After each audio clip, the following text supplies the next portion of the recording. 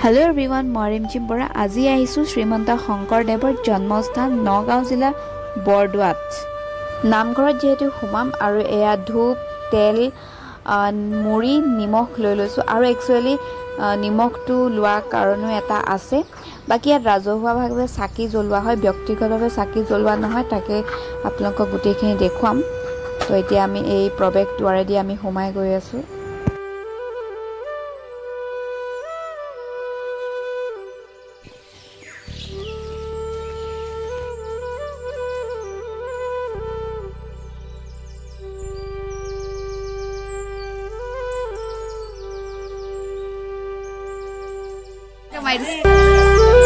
Ready गापात हेतिया और साकी जलाबले আছে ফুৰিবলে আছে অ সাকি নিদিয়া জলাবলে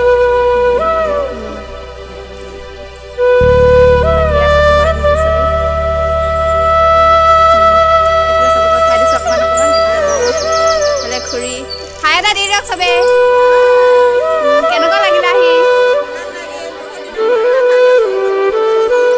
হা কি কৈছা অ এতিয়া প্ৰথম আমি সোমামহে আৰু এতিয়া মূল নামঘৰটো ফালে সোমাই গৈ আছো। তাৰ কাষতে লাগি আছে নবদ্য গৃহ।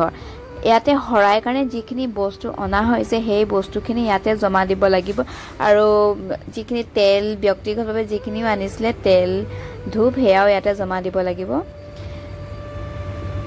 আৰু আপোনালোকক কুপন দিয়া হ'ব তাৰ পিছত আপোনালোকে প্ৰসাদ তাৰ পৰা লৈ ল'ব পাৰিব। আৰু এতিয়া মেইন নামঘৰটো ফালে সোমাই যাওঁ বলক। এটা বৃহৎ ডাঙৰ নামঘৰ এয়া দেখিছেনে আৰু ইতিমধ্যে বহুত বেছি মানুহ নাই হোৱা, লাহে লাহে হ'ব বাৰু।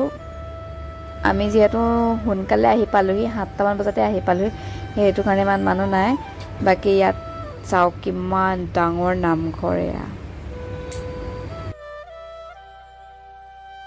মণিগুটিৰ ভিতৰত সৌগজ বন্তি দেখা পাইছেনে? সেই গজৰ নাম হৈছে ঐক্য বন্তি আৰু এই কাৰণে হ'ল বোলে শংকৰদেৱে যেতিয়া নাম কীৰ্তন আৰম্ভ কৰিছিল তেতিয়া চাকিগছ জ্বলাই লৈছিল আৰু তেতিয়াৰ পৰা আজিলৈকে চাকিগছ জ্বলি আছে, সেইকাৰণে চাকিগছৰ নাম থলে ঐক্য বন্তি। বাকি ভকতসকলে বাহিৰতে কেইজনমানে নাম লৈ আছে। তাৰপিছত ইয়াৰ বাহিৰৰ পৰিৱেশটো অকণমান দেখুৱাই দিছো আৰু ইয়াতে জাতীয় সাজ পোছাক পিন্ধি সোমাব লাগিব কিন্তু দেই। এটা সুন্দৰ পৰিৱেশ, একদম শান্তি পৰিৱেশ পুৰা।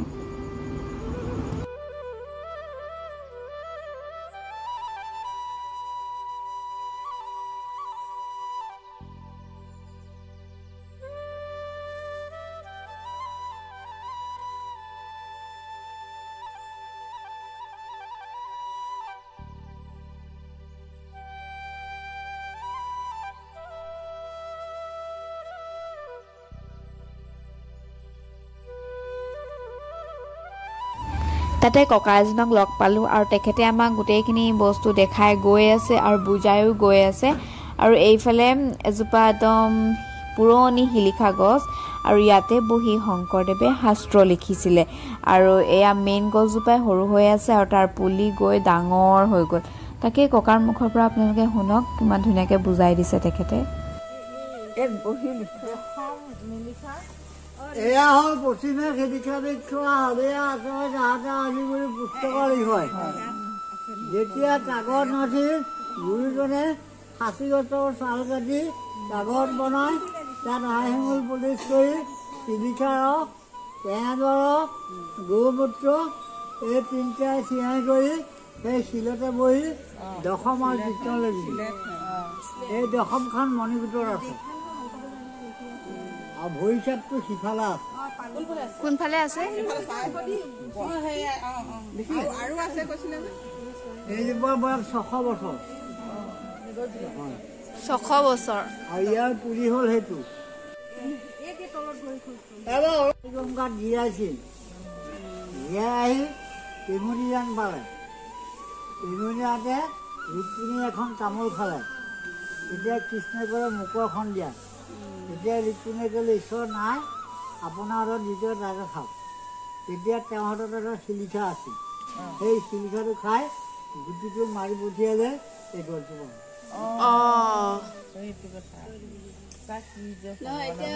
পুলিটোৱে ডাঙৰ হৈ গ'ল আৰু গছজোপা যে যুগ দিয়া সেইটো নহয়। এইটো পুলি এইটো মেইন গছ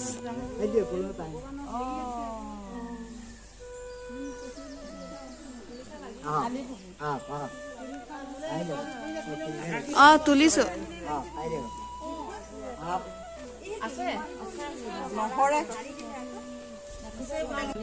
কি হৈছে এইটো পানী খোৱা কোৱা শংকৰদেৱে পানী খোৱা পানী আছে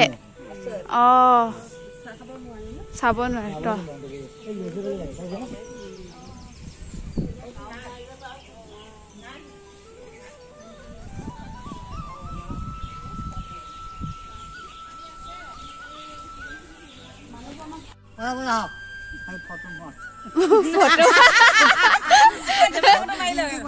মাৰিছো সেলফি মাৰিলো আমি এতিয়া মই আপোনাক কৈ আছো আহসকলে কিয় মোৰ টনি ল'ব লাগে এতিয়া ল'ব নাই আমাক আগত ক'লো এই বাগানৰ নাম হ'ল টেমুনি জান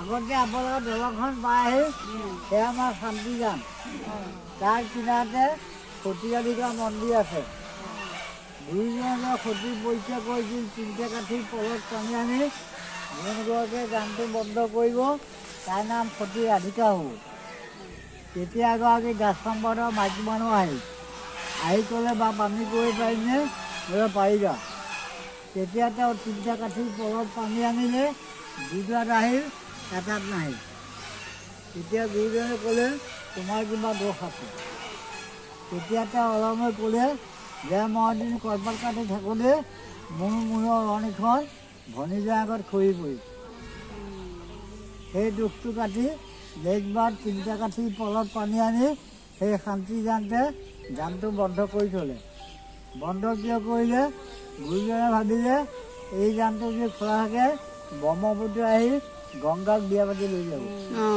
সেইকাৰণে তাতে তেওঁ জানটো বন্ধ কৰিলে আৰু কেতিয়াবা ব্ৰহ্মপুত্ৰ পানী আহিলে সেই শান্তি জান বাৰী পিৰি যায় কেম্পাছলৈ সোমাব নোৱাৰে আৰু টেমুনি নামটো হ'ল যেতিয়া শ্ৰীকৃষ্ণ ৰুক্মিণীয়ে ডাকৰ পৰা বৰদলৈ আহিছিল ঘূৰি যাওঁতে ৰুক্মিণী তামোল খোৱা সোণৰ টেমাটো এই পুখুৰীটোত পৰিব পৰি যোৱাৰ কাৰণে তাৰ নাম হ'ল টেমুনি জান আৰু এই জানটো বৰদোৱাৰ পৰা শদিয়ালৈকে আছে এতিয়া বন্ধ কৰিলে বন্ধ হৈ গ'ল ঠিক আছে জন্ম কৰিলোঁ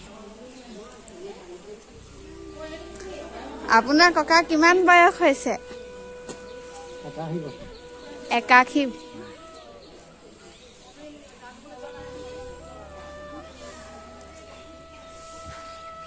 এইটো কি হয় নৈমিত্ৰ ক্ষেত্ৰ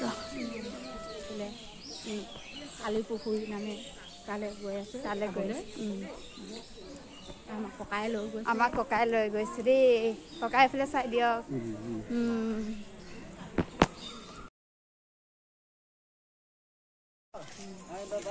মধ্যৰাতি ৰমানন্দ শ্ৰীমন্ত শংকৰ যেতিয়া পাৰি ৰাখি ইয়াতে এজোপা বটবৃক্ষ গছ আছিল এই বটবৃক্ষ গছৰ তলতে গুৰুজনে ভকত বহুৱাই লৈ 7 দিন 7টা দিন নাম কীৰ্তন কৰিলে পানী পাবৰ কাৰণে শেষৰ দিনা মধ্যৰাতি ভগৱান সন্তুষ্ট হৈ ওপৰৰ পৰা গংগা নামি সেই বটজোপা তললৈ দবাই দিলে সেই বটজোপা তললৈ দবোৱাৰ কাৰণে তাৰ নাম হ'ল বটত গেলা আৰু ওপৰৰ পৰা গংগা পোৱাৰ কাৰণে তাৰ নাম হ'ল আকাশী গংগা আৰু যেতিয়া শ্ৰীকৃষ্ণই ইয়াত দিয়াইছিল দিয়াতে শ্ৰীকৃষ্ণৰ ধেনুখন সেই বটজোপাতে আওজাই থৈছিল আওজাই থোৱাৰ কাৰণে পুখুৰীটো ধেনু আকাৰ হ'ল এইটো 52 বিঘা আছে আৰু এইটো হ'ল নগাঁও জিলাৰ 9 মাইল পশ্চিমে আলিপুখুৰী নামৰ ঠাইত শংকৰদেৱৰ জন্মস্থান এইটো হ'ল আলিপুখুৰী যেতিয়া গংগা নামি আহিল তেতিয়াবা আলিপুখুৰী নামটো নাইকিয়া হৈ আকাশী গংগা হ'ল আৰু সৈতে আগত মণিকূটটো দেখিছে তাত আমাৰ 160 বিঘা মাটি আছে থামত এই যোৱাবাৰ যে চেণ্ট্ৰেল মন্ত্ৰী অমিত শ্বাহ আহিছিল বৰদোৱাত তাতে তেওঁ শংকৰদেৱ কলাক্ষেত্ৰ বনাইছে সেইটো 26ত খালা দিব আৰু অমিত শ্বাহে মুকলি কৰিব দেখি থকা দাদা হয় এইটো মণিকুট ন কলাক্ষেত্ৰ হ'ব কলাক্ষেত্ৰ হ'ব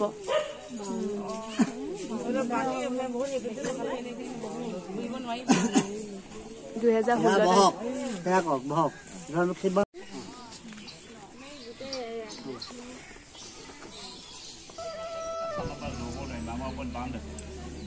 দেখুৱাবলৈ দিছে কিন্তু ঠাণ্ডা আমি খাব নোৱাৰিম এনেকৈ আপোনালোকে যদি কিবা দিয়ে সেইটোহে ল'ব পাৰিম দেই সেইটোহে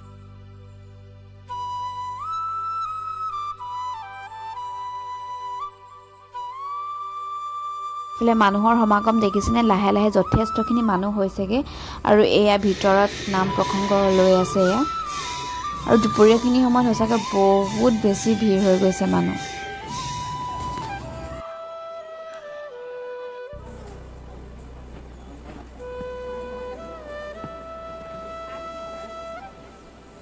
নাম সামৰিলে তাৰপিছত প্ৰসাদ বিতৰণি কৰাত লাগিলে আৰু খুবেই এটা সুন্দৰ পৰিৱেশ আপোনালোকে যদি অহা নাই আহিব খুব ভাল লাগিব তাৰপিছত আমি নামঘৰটোৰ ভিতৰতে পদধূলা ভাগ আছিলে তো তাকে চাবলৈ আহিলোঁ মানে শংকৰদেৱৰ ভৰিৰ খোজটো আৰু শংকৰদেৱৰ ভৰিৰ খোজটো ঢাকি ৰখা হৈছে আৰু এইফালে বাহিৰত ৰাইজসকলে নিজে খোৱা পিনাত লাগিছে নিজে বনাই হিচাপে খাব পাৰে সেয়া একো টেনশ্যন নাই আৰু এই ঘৰটোতে যিকোনো অনুষ্ঠান পাতা হয় আৰু এইফালে সৰু সৰু কটেজবোৰ দেখিছে নহয় এই সৰু সৰু কটেজতে আপোনালোকে ফ্ৰেছ হৈ বহি পাৰে থাকিবও পাৰে কোনো অসুবিধা নাই চ' আজিৰ ভিডিঅ' ইমানেই আছিলে কেনেকুৱা পালে আপোনালোকে জনাব নাপাহৰিব চ' বাই